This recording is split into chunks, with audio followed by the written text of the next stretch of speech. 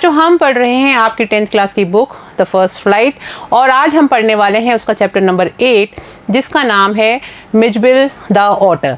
और ऑटर होता है एक ऊद बिलाव, और उस ऊद बिलाव का नाम ही रखा गया है मिजबिल। तो आपको परिचय करा देती हूँ। मिजबिल द ऑटर का मतलब है कि एक मिजबिल नाम का ऊद बिलाव। और आज हम इस कहानी में पढ़ेंगे कि किस तरह से जो नरेटर हैं वो ये कहते हैं कि मैं एक बार एक ऊद बिलाव को ले आया पालने के लिए, क्योंकि मेरे डॉगी की डेथ हो गई थी तो मैं काफ़ी अकेला महसूस कर रहा था। तो मेरे दोस्त ने मुझे राय दी कि तुम एक ऑटर पाल लो, और मेरे दिमाग में भी ये विचार चल रहा था। उसके बाद वो ऑटर ले आते हैं, और उस ऊद बिलाव को घर में लाने के बाद में जो ऊद बिलाव की जो एंट्री होती है घर के अंदर, क्या क्या बदलाव होते हैं वो हम पढ़ेंगे पार्ट 1 में। तो चलिए स्टार्ट करते हैं मिजबिल द ऑटर जो चैप्टर है आपका, और उसका पार्ट नंबर 1 ऑटर्स एंट्री। चलिए स्टार्ट करते हैं। Early in the new year of 1956 I travel to southern Iraq, यानी कि 1956 के शुरुआत के दिनों में मैं दक्षिणी इराक की यात्रा पर गया। By then it had crossed my mind that I should like to keep an otter instead of a dog. और तब तक मेरे दिमाग में एक विचार आ गया था कि मुझे रख लेना चाहिए एक ऊद बिलाव को इंस्टेड ऑफ डॉग, बजाय एक कुत्ते के। And that Camusfearna ringed by water a stone's throw from its door would be an eminently suitable spot for this experiment। और उसके बाद में वो ये कहते हैं जिस जगह पे वो रह रहे हैं उसका नाम है कैमसफेरना। तो वो कहते हैं कैमसफेरना एक ऐसी जगह है जो कि पानी से घिरी हुई है, यानी पानी वहाँ से ज़्यादा दूर नहीं है, और जो ऑटर होते हैं उनको पानी में रहना बहुत पसंद होता है। इसलिए वो कहते हैं and that Camusfearna ringed by water a stone's throw from its door, यानी अगर देखा जाए तो दरवाजे से ज़्यादा दूर नहीं है वो जो पानी वाला जो इलाका है वो, वहाँ से would be an eminently suitable spot for this experiment. और ये बहुत ही ज़्यादा एमिनेंटली मतलब होता है अत्यधिक सही जगह होगी एक ऑटर को रखने के लिए और इस प्रयोग को करने के लिए। एक सूटेबल स्पॉट होगा, यानी यहाँ पर मैं ये प्रयोग करके देख सकता हूँ कि मैं एक ऑटर ले आऊँ और उसको अपने पास रख लूँ। तो क्रॉस्ड माई माइंड का मतलब होता है एक विचार मस्तिष्क में आना। ऑटर का मतलब है ऊद बिलाव। अ स्टोन्स थ्रो मतलब एक बहुत ही कम दूरी पर, और एमिनेंटली का मतलब होता है अत्यधिक। चलिए आगे देखते हैं। When I casually mentioned this to a friend, जब मैंने इसके बारे में ऐसे ही साधारण तरह ही अपने दोस्त को ये बात बताई, कैजुअली यानी साधारण तौर पे, he as casually replied that I had better get one in the Tigris marshes। तो जिस तरह से मैंने उसको साधारण ही ये चर्चा करी थी उसी तरह से उसने भी साधारण रूप से ही मुझे जवाब दिया, और उसने कहा कि ये ज़्यादा अच्छा रहेगा कि तुम टिग्रिस के जो दलदल है, टिग्रिस मार्शेस जो हैं वहाँ से तुम ये ऊद बिलाव लेके आओ, क्योंकि for there they were as common as mosquitoes, क्योंकि वहाँ पर ये इतने ज़्यादा कॉमन है, यानी इतनी ज़्यादा मात्रा में पाए जाते हैं जैसे हमारे यहाँ मच्छर पाए जाते हैं। And were often tamed by the Arabs, और उनको जो अरब जो लोग हैं वो पालते भी हैं, उनके द्वारा उनको पाला भी जाता है।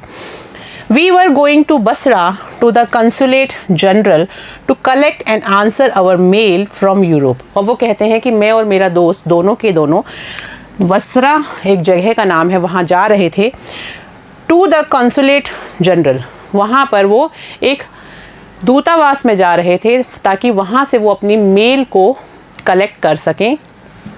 And answer our mail from Europe, और वो जो मेल थी वो उनको कहाँ से आने वाली थी, यूरोप से प्राप्त होने वाली थी। तो वो कहते हैं इसलिए हम वहाँ पर कंसुलेट जनरल का जो ऑफिस था, कार्यालय था, वहाँ पर गए ताकि हम वहाँ से अपनी मेल को प्राप्त कर सकें। At the consulate general we found, और वहाँ पर उस जगह पर हमारे को उस दूतावास में हमें ये पता चला that my friend's mail had arrived but that mine had not, कि अभी तक जो मेरा दोस्त है उसकी डाक तो वहाँ पे आ चुकी थी, मेल आ चुकी थी, लेकिन मेरी मेल अभी तक नहीं प्राप्त हुई थी।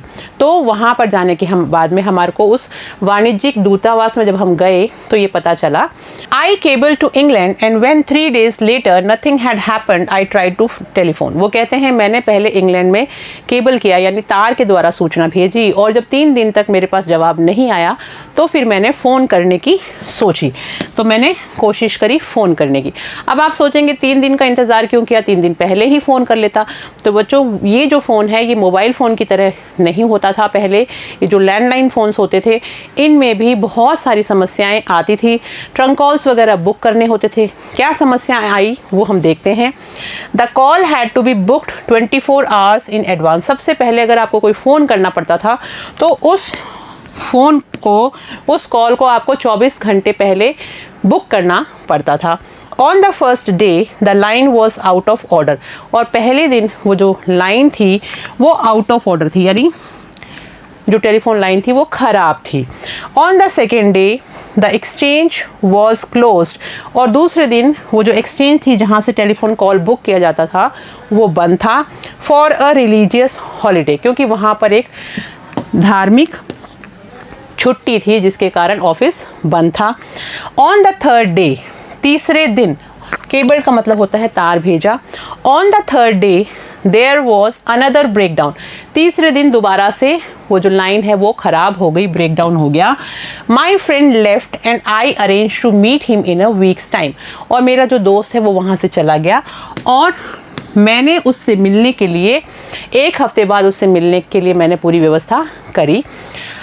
5 days later my mail arrived, यानी उसके भी जाने के 5 दिन बाद में मेरी जो मेल है वो वहाँ पहुँची। I carried it to my bedroom to read there, मैं उसको साथ में अपने शयन कक्ष में ले गया ताकि मैं उसको पढ़ सकूँ। Squatting on the floor were 2 Arabs there, वहाँ पर आलती पालती मार के बैठे हुए थे। ऑन द फ्लोर, ज़मीन के ऊपर 2 अरब, यानी वो कहते हैं जब मैं अपनी डाक लेके गया कमरे में शयन कक्ष में पढ़ने के लिए तो मैंने देखा कि वहाँ पर 2 अरब जो व्यक्ति हैं वो वहाँ पर आलती पालती मार कर बैठे हुए थे। एंड बिसाइड्स देम ले अ सैक, और उनके बगल में एक बोरा पड़ा था। That screamed from time to time, जो कि बारी बारी समय समय पे हिल डुल रहा था, यानी उसमें कुछ हलचल हो रही थी उस बोरे के अंदर। They handed me a note from my friend, और उसके बाद में उन्होंने मुझे मेरे एक दोस्त के द्वारा एक जो नोट भेजा गया था, वो जो चिट्ठी थी वो मुझे पकड़ाई। हेयर इज़ योर ऑर्डर, और उन्होंने कहा कि यहाँ पर है आपका ऑर्डर, यानी वो मेरा ऑर्डर लेके आए थे, ऊद बिलाव लेके आए थे जो मेरे एक दोस्त ने मेरे लिए भिजवाया था। स्क्वेटिंग का मतलब होता है पालती मारकर बैठना, स्क्विम का मतलब होता है इधर उधर हिलना डुलना। चलिए अब ऑर्डर मिल गया है फाइनली नरेटर को, अब देखते हैं आगे क्या होता है। With the opening of that sack begin a phase of my life, तो वो कहते हैं जैसे ही मैंने उस बोरे को या थैले को खोला तो मेरी ज़िंदगी का एक नया युग शुरू हुआ, यानी नया फेस मेरी लाइफ में आया। और वो क्या था, that has not yet ended, और वो अभी तक वो जो फेज शुरू हुआ वो अभी तक ख़त्म नहीं हुआ है, यानी जो मेरी ज़िंदगी में जो बदलाव आया उस दिन से वो अभी तक ख़त्म नहीं हुआ है।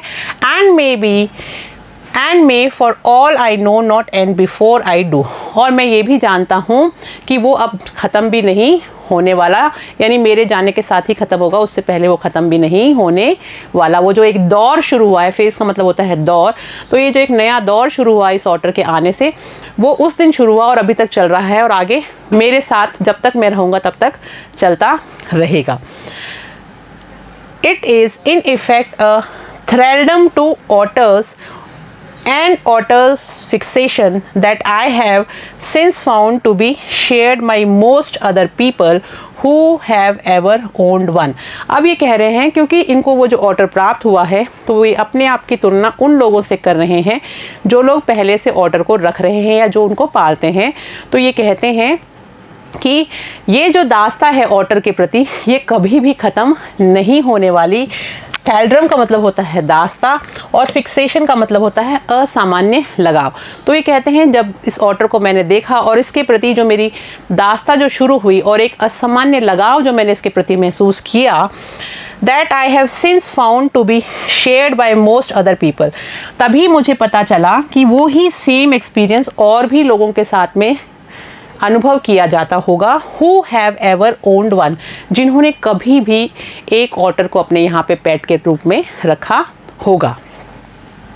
The creature that emerged from this sack onto the spacious tiled floor of the consulate bedroom resembled most of all a very small। अब वो ये कहते हैं कि दिखने में काफ़ी छोटा सा है ये हमारा जो ऑटर है। क्रीचर मतलब होता है प्राणी।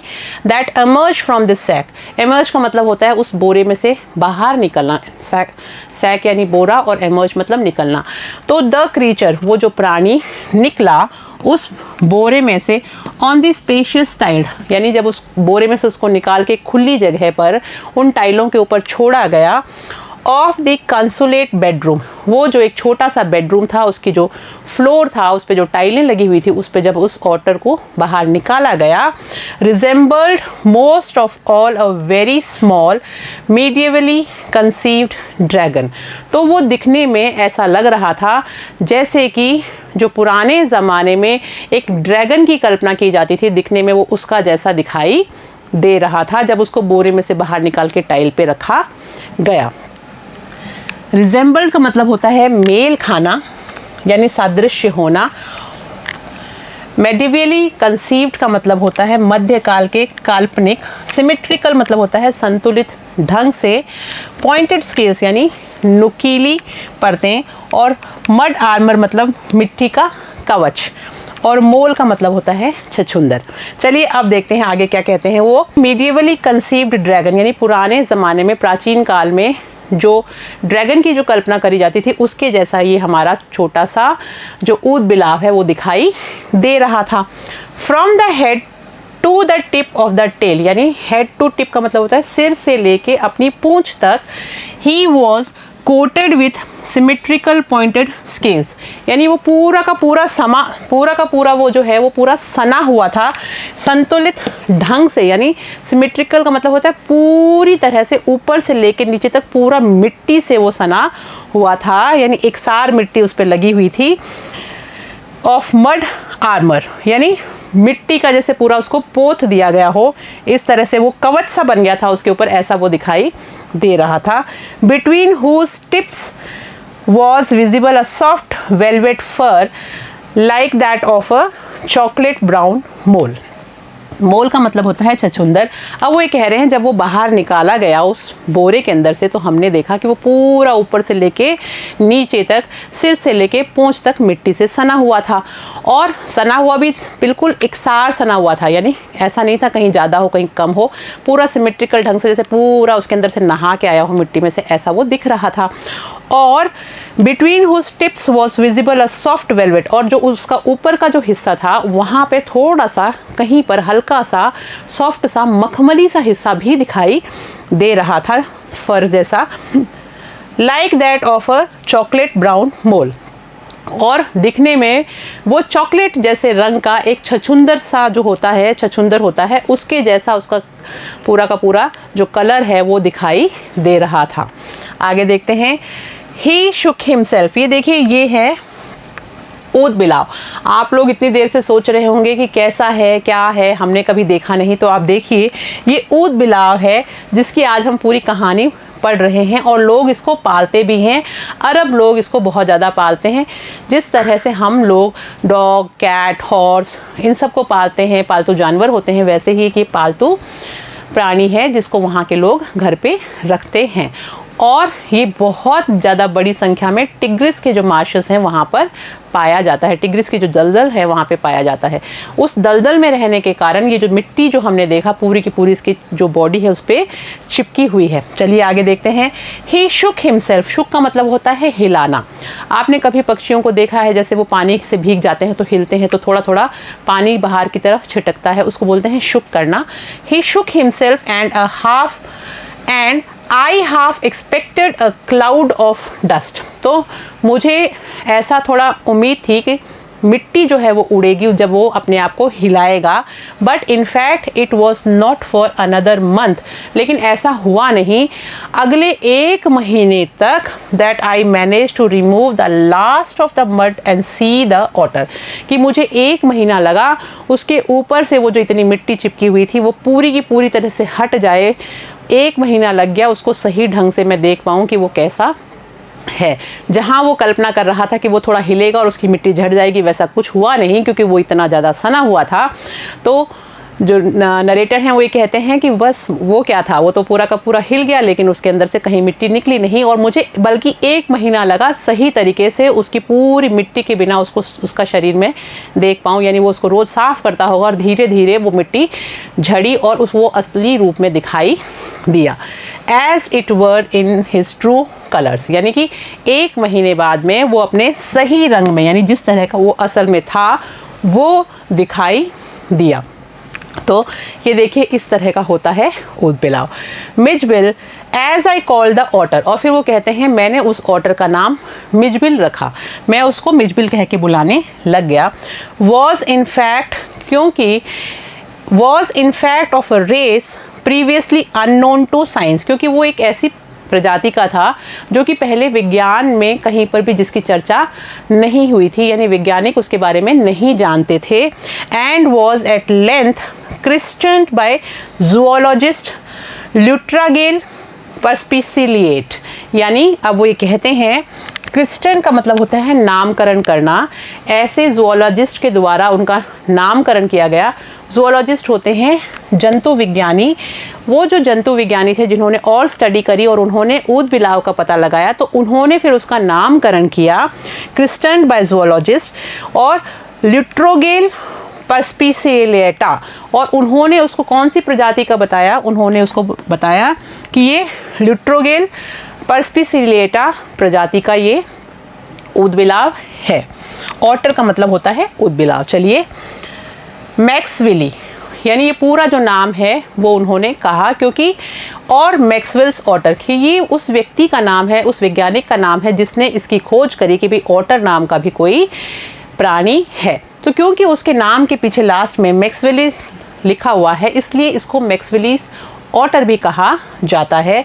For the first 24 hours Mijbil was neither hostile nor friendly, यानी जब अब वो ले तो आए और ऑटर को अपने घर पर, लेकिन वहाँ लाने के बाद में 24 घंटे तक वो जो ऊद बिलाव था वो ना ही तो उग्र दिख रहा था और ना ही वो दोस्ताना व्यवहार कर रहा था।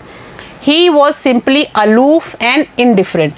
aloof and indifferent का मतलब होता है एक दूरी बनाए हुए रखी थी उसने मुझसे, यानी ना तो वो गुस्सा हो रहा था ना वो दोस्ती वाला स्वभाव दिखा रहा था, सिर्फ उसने मुझसे एक डिस्टेंस मेंटेन कर रखा था, मुझसे काफ़ी दूरी पर वो बैठा हुआ था। Choosing to sleep on the floor as far from my bed as possible, और उसने फ्लोर मतलब होता है फर्श, फर्श के उस हिस्से को चुन रखा था जो मुझसे जितना ज़्यादा दूर हो सकता था उतने उस कोने पे जाके वो वहाँ पे बैठा हुआ था।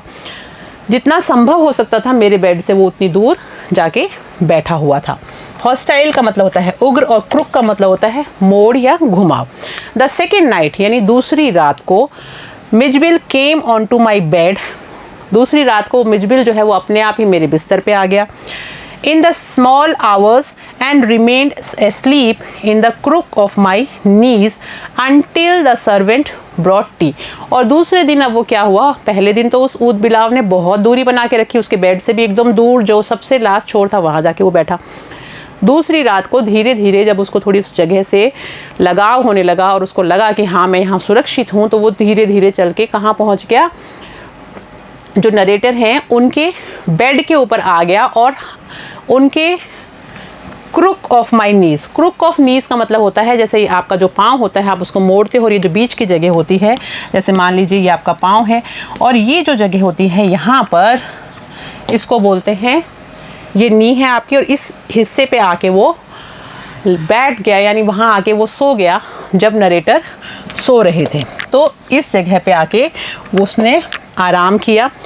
इन the crook of my knees until the servant brought tea. और तब तक वो वहाँ पे सोता रहा जब तक कि जो नौकर है वो चाय नहीं लेके आ गया।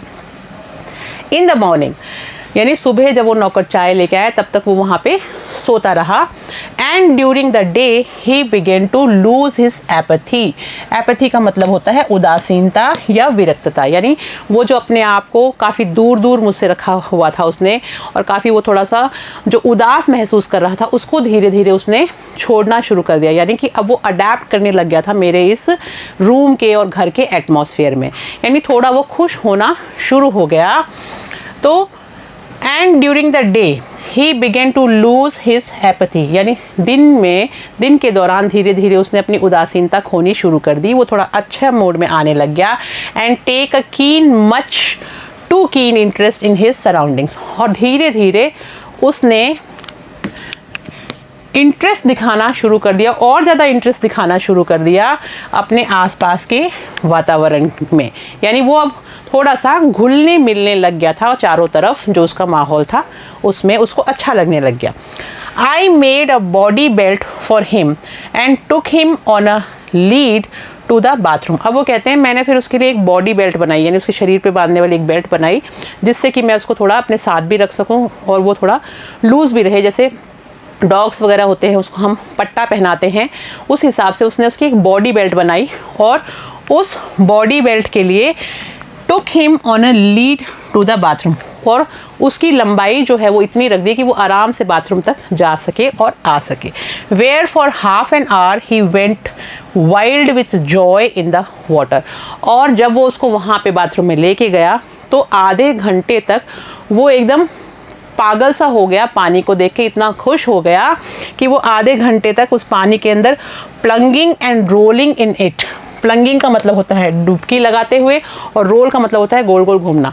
तो वो पानी में कभी डुबकी लगा रहा था, कभी गोल गोल घूम रहा था, यानी वो बहुत मस्ती करता है उस पानी के अंदर, क्योंकि उसे पानी बहुत ज़्यादा पसंद होता है। Shooting up and down the length of the bath tub under water.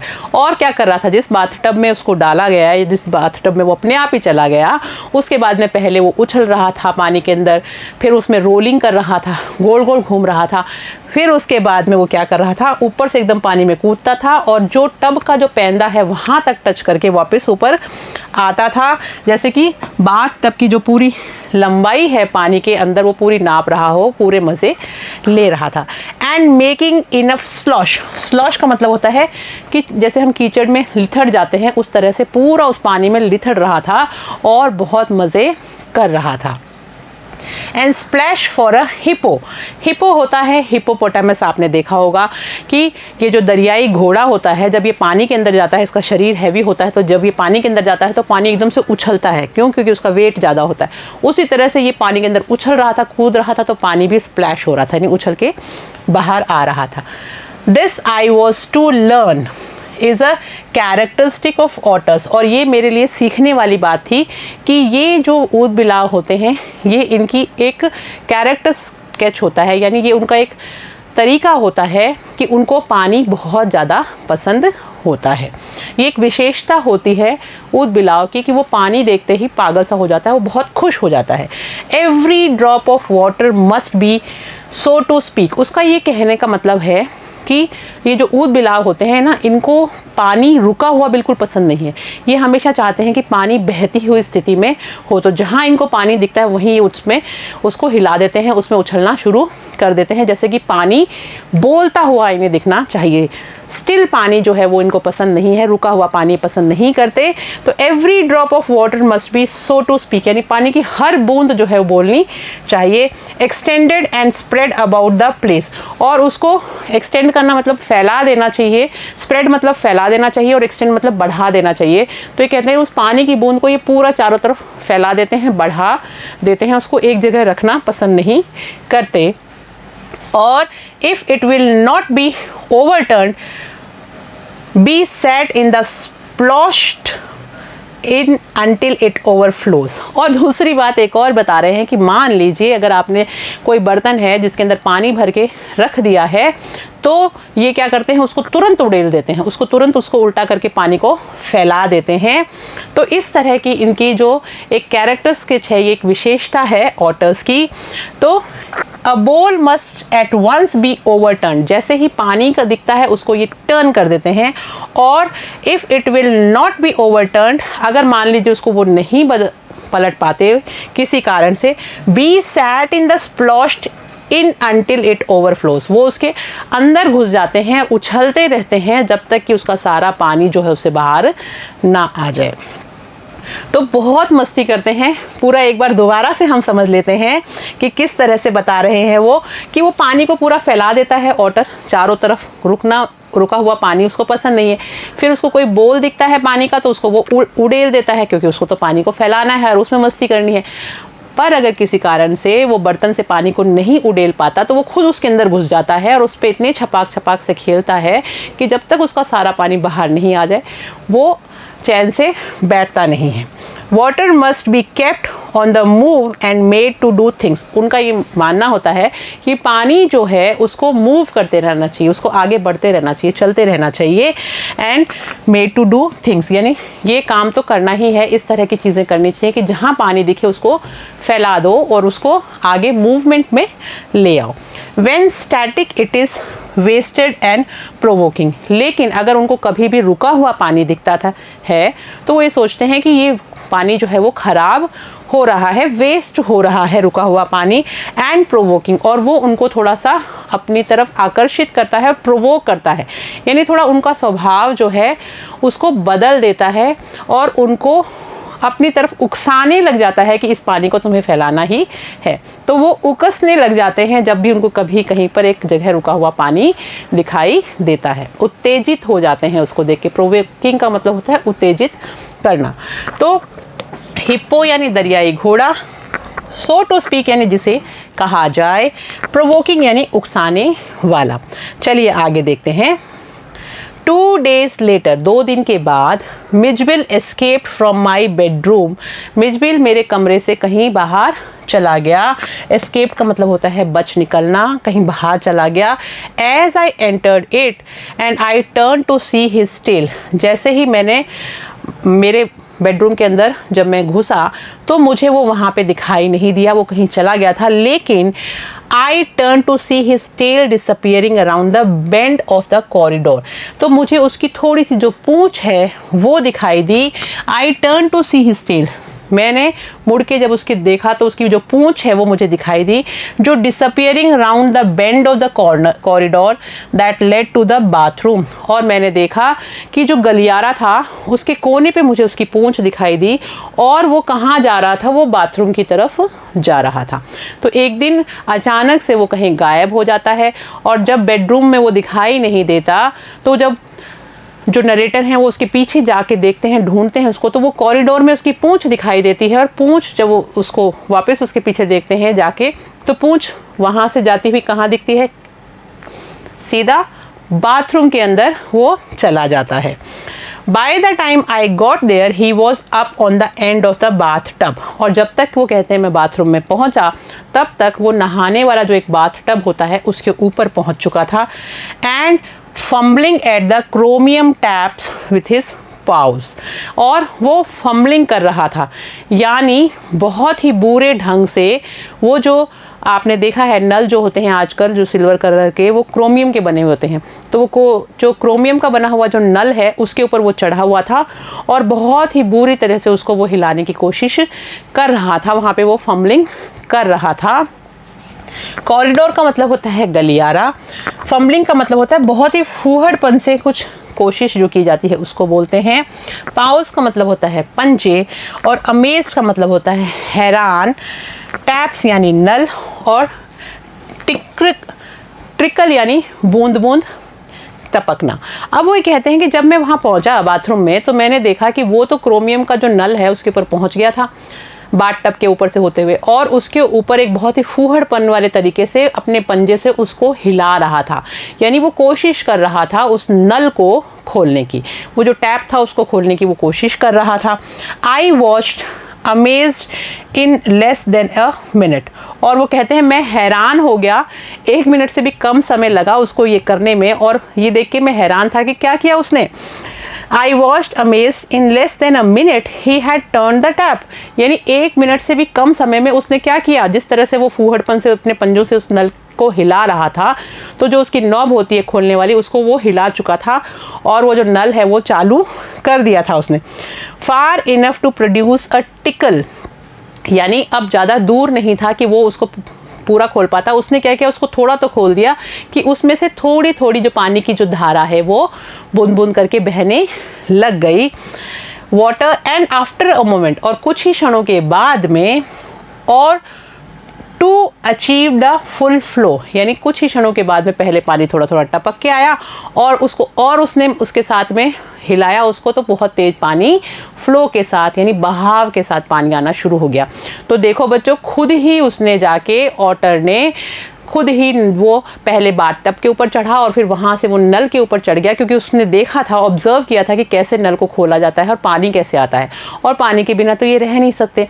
तो वो खुद गया और उसने खुद कोशिश करी अपने पंजे से, और वो पानी चालू करने में कामयाब हो गया। पहले पानी धीरे धीरे आया और फिर बहुत तेज धारा में बहने लगा। He had been lucky to turn the tap the right way, यानी वो खुशकिस्मत था कि उसने जब आज नल खोला तो वो सही तरीके से खोला, क्योंकि हमें पता है नल के जो डायरेक्शंस होते हैं इस तरह से हम उसको खोलते हैं और इस तरह से हम उसको बंद करते हैं। तो आज वो लकी था कि उसने सही डायरेक्शन की तरफ कोशिश करी, प्रयास किया और वो सफल हो गया। On later occasions he would sometimes screw it up, लेकिन कभी कभी उसके बाद जब दोबारा वो कभी प्रयास करता था तो वो कभी कभी फंस जाता था। screw it up till टाइटर, और वो क्यों फंस जाता था, क्योंकि वो उसको खोलने की बजाय जब और कोशिश करता था तो वो उल्टे डायरेक्शन में उसको घुमाने लग जाता था और वो और ज़्यादा नल जो है वो टाइट हो जाता था, कस जाता था। Chittering with irritation and disappointment at the tap's failure to cooperate, और उस चीज़ को देख के वो चिटरिंग करता था, चिटरिंग यानी ची ची ची ची ची ची आवाज़ करता था, उसको बहुत तेज गुस्सा आता था। विथ इरिटेशन, और वो थोड़ा सा झुंझला जाता था कि ये क्या हो रहा है, आज खुल क्यों नहीं रहा ये नल, और वो निराश हो जाता था कि आज नाकाम हो गया वो उस नल को खोलने में, और उसको लगता था कि आज जो नल है वो मेरे साथ कोऑपरेट नहीं कर रहा, मेरा साथ नहीं दे रहा, खुल नहीं रहा। जबकि गलती वो क्या करता था, वो गलत डायरेक्शन में उसको घुमाना शुरू कर देता था नल को, तो वो ज़्यादा टाइट हो जाता था। तो इसीलिए जो लेखक हैं वो कहते हैं कि ऐसा नहीं है कि हर बार वो नल खोल लेता था, कभी कभी उसके साथ ऐसा भी होता था कि नल उल्टी डायरेक्शन में खोलना शुरू कर देता था तो वो टाइट हो जाता था और फिर उसको निराशा हाथ लगती थी और वो सोचता था कि नल जो है वो मेरे साथ कोऑपरेट नहीं कर रहा। चिटरिंग का मतलब होता है ची ची करना, ये आवाज़ होती है उदबिलाव की। कोऑपरेट का मतलब होता है सहयोग करना। Very soon Mij would follow me without a lead and come to me. अब वो कहते हैं बहुत ही जल्दी मिज जो है वो मेरा पीछे पीछे आने लग गया, यानी मेरे साथ उसकी अच्छी दोस्ती हो गई और वो जैसा मैं कहता था वैसा वो करने लग गया। Follow me without a lead, यानी अब मुझे उसको बांध के रखने की ज़रूरत नहीं पड़ती थी कि भाई मैं कोई उसको जो बेल्ट बनाई थी उससे पकड़ के रखूं। अब उसकी बेल्ट हट गई थी और बिना बेल्ट के ही वो उसके साथ उसके पीछे पीछे चलता रहता था, क्योंकि वो अब उसका दोस्त भी बन चुका था और उसको उसके साथ अच्छा लगता था। तो यानी वो थोड़ा जो कहते हैं ना, पालतू जब हम जानवर को रखते हैं तो धीरे धीरे वो हमारे साथ घुल मिल जाता है और वो हमारी हर चीज़ को समझने लग जाता है, तो उसको बांध के रखने की ज़रूरत नहीं होती।